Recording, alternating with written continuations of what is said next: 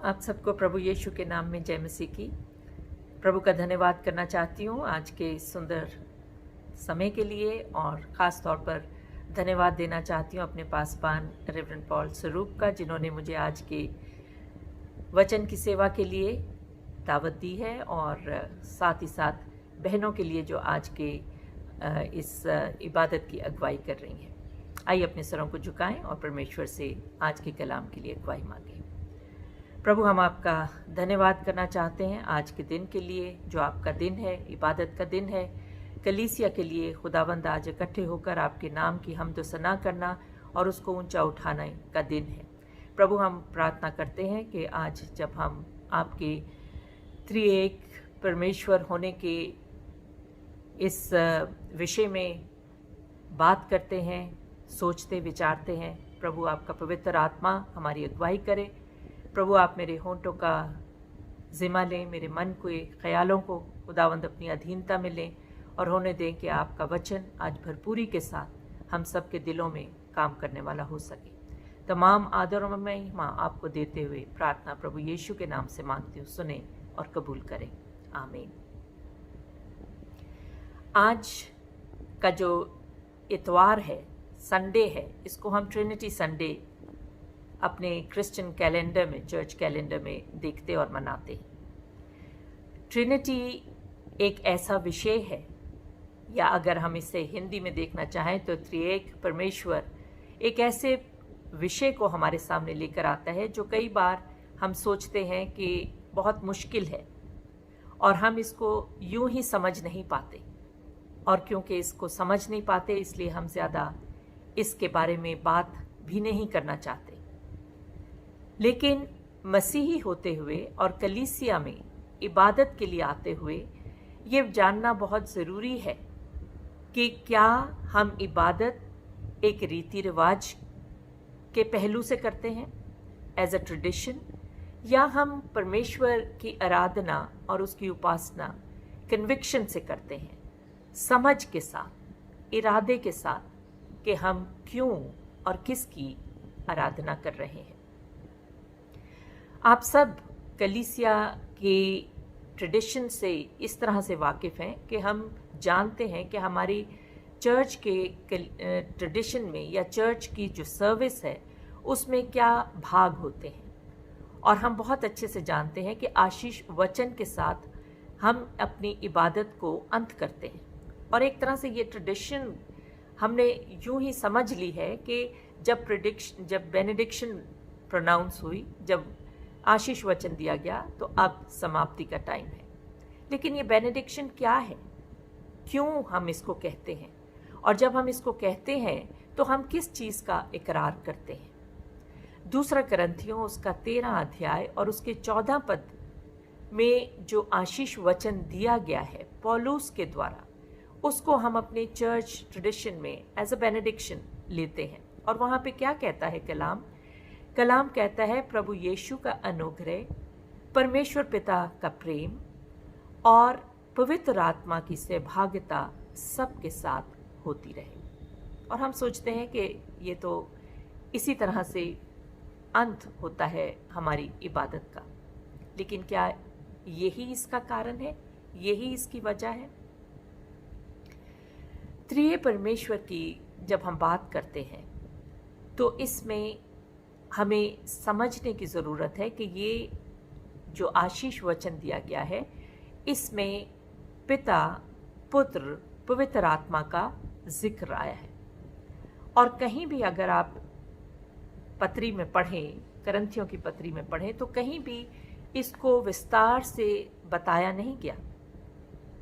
लेकिन ये शुरू के जो रसूल थे, जो शिक्षक थे, जो अपोस्टल्स थे, उनका ये समझ थी कि वो जानते थे कि परमेश्वर ने अपने आप को किस तरह से मानव जाति के ऊपर जाहिर किया है, प्रकट किया है।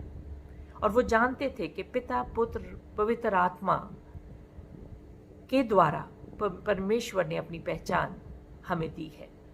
इसलिए ये एक समझ थी जो उनके अंदर थी, और उस समझ को लेकर वो इसमें आगे बढ़ते थे। आशीष वचन जो है, इसकी शुरुआत कहाँ से हुई?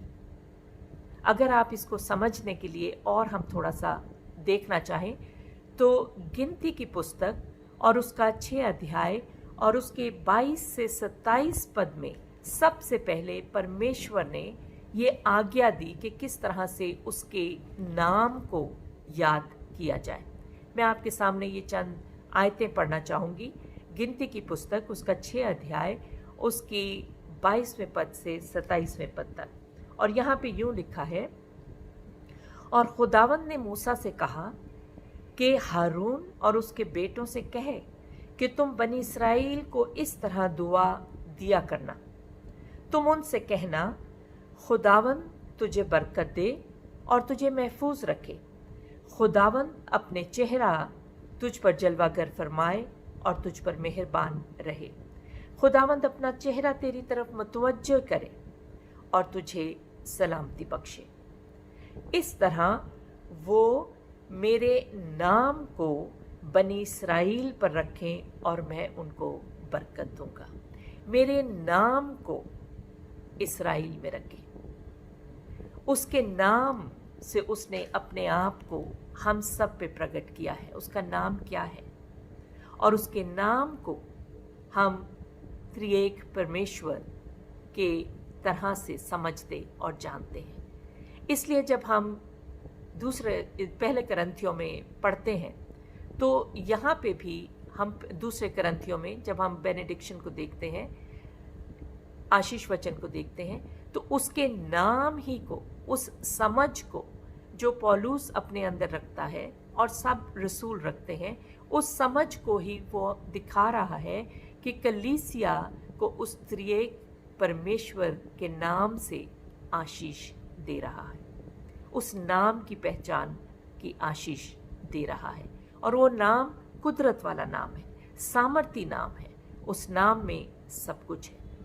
लेकिन अजीजों, त्रिए परमेश्वर या ट्रिनिटी की जब हम बात करते हैं तो कई दफ़ा इस पे जो एतराज़ आते हैं, इस पे जो तरह तरह की बातें कही जाती हैं, जिनको ना समझ रखते हुए हम परेशान हो जाते हैं, जो अटैक्स इस पे आते हैं, उसकी वजह से हम कई बार इसकी डिफेंस करने में अपने आप को मजबूत नहीं पाते।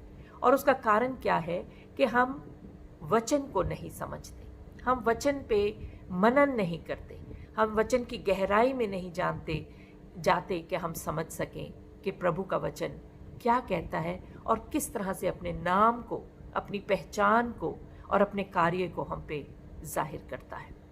चंद बातें हैं जो मैं आज सुबह आपके सामने रखना चाहती हूँ, जो मेरे और आपके विश्वास की, जो हम अपने परमेश्वर पे रखते हैं, उसकी बुनियाद है। और जब हम त्रिएक परमेश्वर की बात करते हैं तो ये बातें हमारी समझ में, हमारी पहचान में होना लाजिम है, तभी हम परमेश्वर की लायक तौर से इबादत कर सकते हैं, जान कर इबादत कर सकते हैं कि हमारा परमेश्वर कौन है जिसके आगे हमें झुकना है।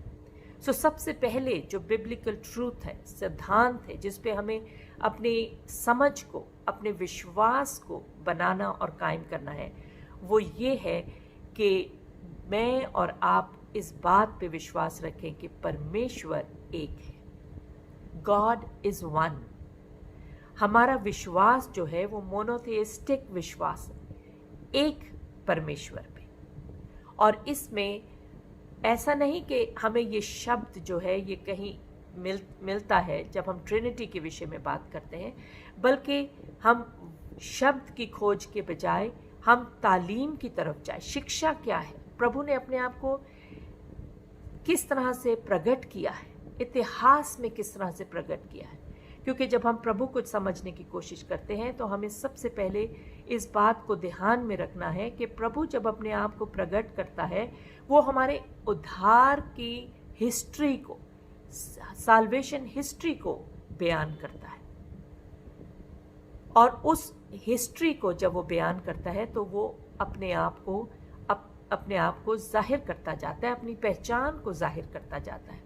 सबसे पहली पहचान जो परमेश्वर ने अपनी दी वो ये कि खुदा एक है और उसके अलावा कोई नहीं, ना उससे पहले और ना उसके बाद। यशाया की पुस्तक उसका 43 अध्याय और उसके 10वें पद में हमें परमेश्वर स्वयं कहता दिखता है कि परमेश्वर एक है, ना उससे कोई पहले था ना कोई उसके बाद है।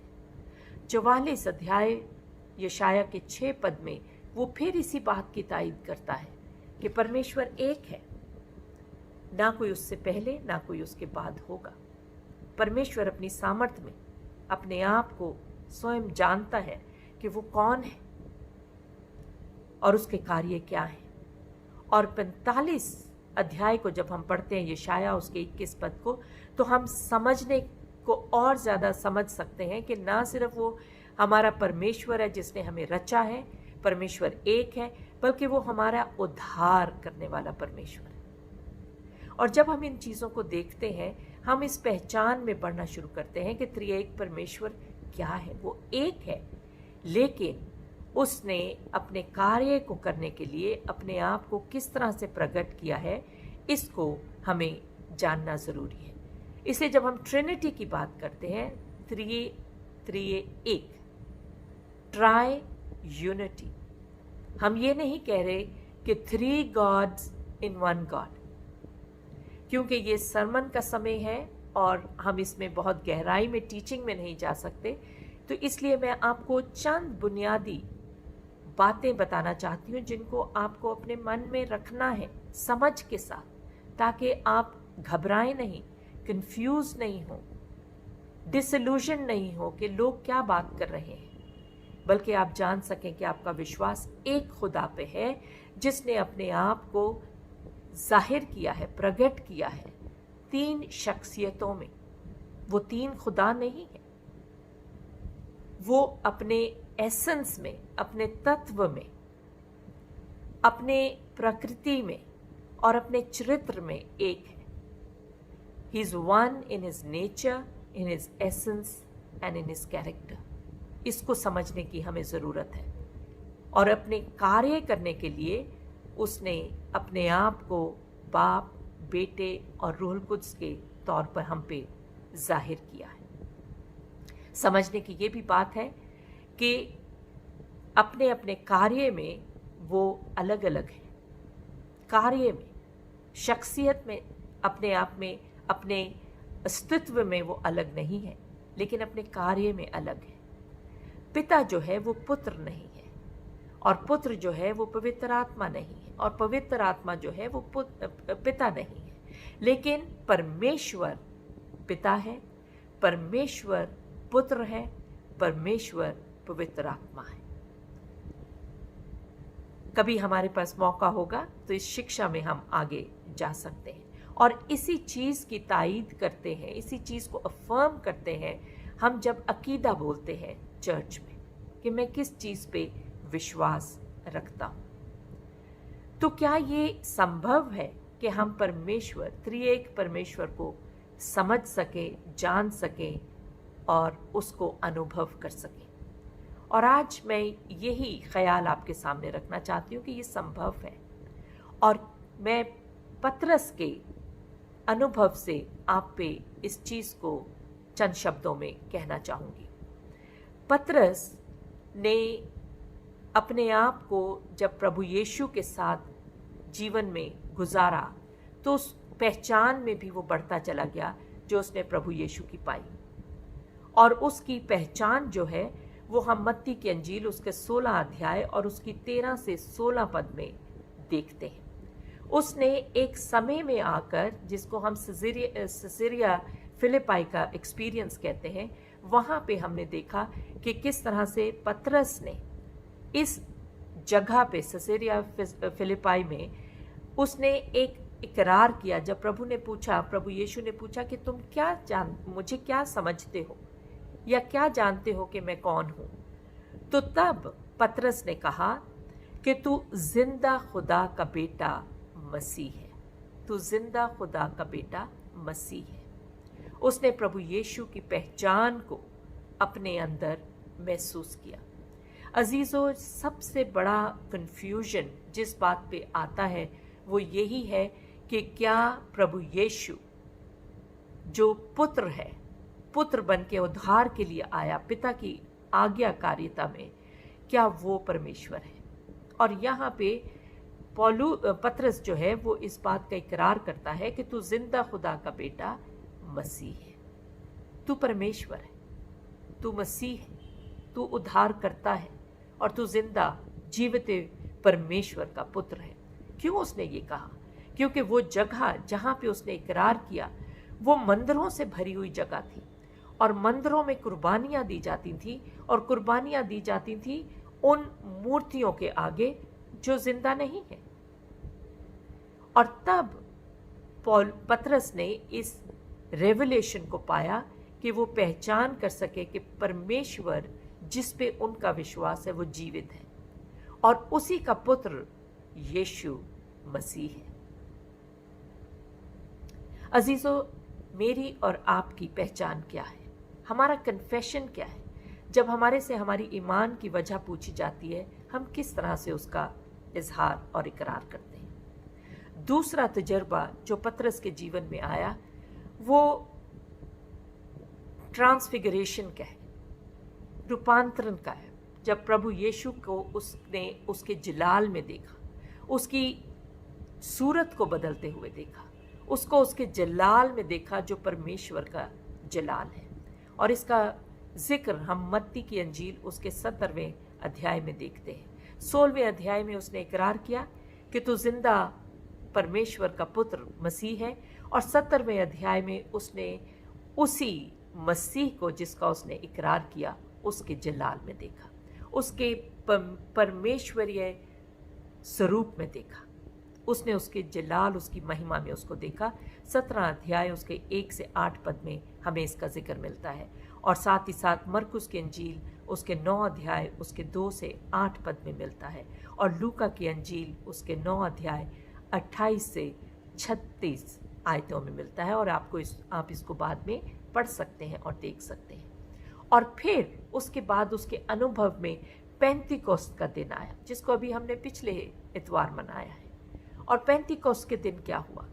पर प्रभु यीशु ने स्वर्ग में उठाए जाने के समय अपने चेलों को, शागिर्दों को ये आज्ञा दी कि यरूशलेम में ठहरे रहो जब तक तुम्हारे पास कुव्वत ना आए। और वो कुव्वत पवित्र आत्मा के द्वारा जो उसने वादा किया था यूहन्ना की अंजील उसके 14 अध्याय उसके 16 अध्याय में कि मैं चाहता हूँ ताकि तुम्हारे पास मददगार पिता भेजे, वो सामर्थ पवित्र आत्मा की पाकर पेंतिकोस्त के दिन यही पतरस खड़ा होकर दिलेरी के साथ प्रभु यीशु की महिमा करने लगा, प्रचार करने लगा। और उसी दिन कलीसिया में 3000 लोग जुड़ गए। इसको हम कलीसिया का बर्थडे भी कहते हैं, जन्मदिन भी कहते हैं। लेकिन ये क्यों हुआ? इसलिए हुआ क्योंकि पतरस ने और दूसरे चेलों ने, शागिर्दों ने अनुभव किया त्रिएक परमेश्वर की सामर्थ का, उसके प्रकट होने का। उसको उन्होंने उसकी पूरी कुव्वत में देखा, पूरी सामर्थ में देखा। और ये सामर्थ और कुव्वत किस लिए थी? ताकि मैं और आप उद्धार पा सकें। परमेश्वर प्रेम है। जब हम कहते हैं कि पिता के नाम से आशीष पाते हैं कि वो प्रेम है, उसका प्रेम हमारे साथ बना रहे, तो उसका प्रेम क्या है? कि उसने अपने पुत्र प्रभु यीशु को संसार में भेजा जो परमेश्वर है, लेकिन हमारे उद्धार के लिए वो इंसान का रूप धार कर हमारे बीच में आया, ताकि वो हमारे गुनाहों को, खुद गुनाह को ना जानते हुए लेकर हमें हमेशा की ज़िंदगी दे सके। हमारे में क्या आभार प्रकट होता है। अजीज़ों, अंत में मैं आपको ये कहना चाहूँगी कि अपने त्रिएक परमेश्वर की पहचान में पहली पहचान हमने जो रखनी है वो ये कि वो एक है, वो अपने अस्तित्व में एक है, लेकिन उसमें 3 जो शख्सियतें हैं जो अलग अलग कार्य करते हैं हमारे उद्धार के लिए, उसको मुझे और आपको ईमान के साथ अपने दिलों में विश्वास बनाकर कायम रखना है। तो अगर मेरी पहचान मेरे प्रिय परमेश्वर की है तो उससे मुझे क्या हासिल होता है? सबसे पहली बात कि मेरी इबादत, मेरी आराधना एक ट्रेडिशन नहीं रहेगी। इसलिए नहीं कि मुझे कहा गया इस तरह से इबादत करो तो मैं इबादत कर रही हूँ, बल्कि इसलिए कि मैं जानती हूँ कि मेरा छुड़ाने वाला, मुझे बचाने वाला, मेरा परमेश्वर मुझसे प्रेम करता है। उसने मुझ पर अनुग्रह किया है और वो मेरे साथ सदा रहने वाला है। पिता, पुत्र, पवित्र आत्मा। इसे अजीज़ों, अगली दफ़ा जब हम आशीष वचन को ग्रहण करें तो हम समझ के साथ उसको समझें कि त्रिये परमेश्वर मेरे साथ है। उसका कार्य मेरे उद्धार के लिए है और वो चाहता है कि मैं उस आनंद में बने रहूं, क्योंकि वो आनंद मुझसे कोई छीन नहीं सकता। यूहन्ना की अंजील उसका 20वां अध्याय और उसकी 31 आयत में यूहन्ना कहता है कि मैंने क्यों लिखा ये सब कुछ, जो मैंने लिखा वो क्यों लिखा? वो इसलिए लिखा गया कि तुम ईमान लाओ कि यीशु ही खुदा का बेटा मसीह है और ईमान लाकर उसके नाम से जिंदगी पाओ। अजीज़ों, त्रिये परमेश्वर की पहचान मेरे अंदर जिंदगी बनकर आती है, नई जिंदगी का अनुभव और अनंत जीवन का अनुभव मुझे देती है। इसलिए मैं कोई ऐसे ही किसी बुत के सामने इबादत या प्रस्तिश में नहीं झुकती। मैं एक जीवित परमेश्वर के सामने, जिसने अपने आप को पिता, पुत्र, पवित्र आत्मा के रूप में मुझ पर जाहिर किया है, मैं उसकी आराधना उपासना करूं। परंतु परमेश्वर एक है। उसने अपनी पहचान मुझ पर जाहिर की है अपने प्रेम से, अपने अनुग्रह से और अपनी सहभागिता से। क्या ऐसे परमेश्वर की मैं हमेशा इबादत नहीं करूंगी, जिसने मुझसे इतना प्रेम किया? इसलिए जब मैं इबादत करती हूँ, am I filled with awe of who my God is and who my worship. दूसरी बात ये, क्या मेरे अंदर उभार है? क्या मैं आभारी हूँ उसके उस अनुग्रह के लिए जिसमें मैं जिसकी लायक नहीं थी, उसने मुझे अपने अनुग्रह से, फजल से उसने मुझे नजात बख्शी। और तीसरी चीज़, क्या मैं हमेशा आनंदित रहकर उसकी तारीफ और हम्द और प्रेज एंड वर्शिप करती हूँ, क्योंकि उसने मुझे कहा है मैं तुझे कभी नहीं छोड़ूंगा, मैं तुझे कभी नहीं त्यागूंगा, मैं तेरे अंदर रहूंगा, मैं तेरे साथ रहूंगा, मैं तेरी रहनुमाई करूंगा, मैं तेरी सुरक्षा करूंगा, मैं तुझे समझाऊंगा और बताऊंगा कि तुझे किस मार्ग पे चलना है, क्योंकि मार्ग, सत्य और जीवन प्रभु यीशु है।